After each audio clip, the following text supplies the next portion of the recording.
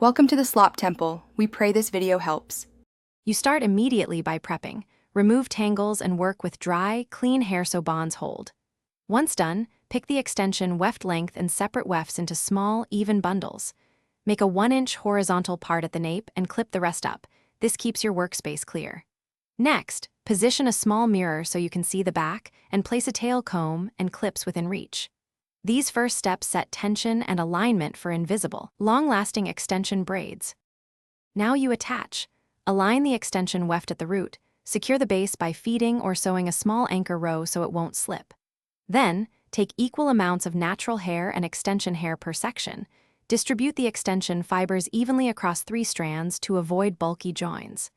Braid down with steady, consistent tension, tight enough to hold but not painfully so.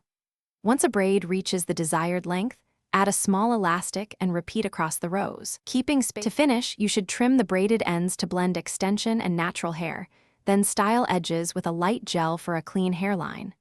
Once all braids are done, check wefts and seals, apply a small amount of sealing product or restitch any loose anchors. If a braid slips or feels loose, focus on re-anchoring the first 2 rows near the root. That usually fixes tension problems. Finally, recommend gentle nighttime protection, silk scarf or bonnet, to extend the lifespan of the braids. Thanks for watching. Consider subscribing if we helped you.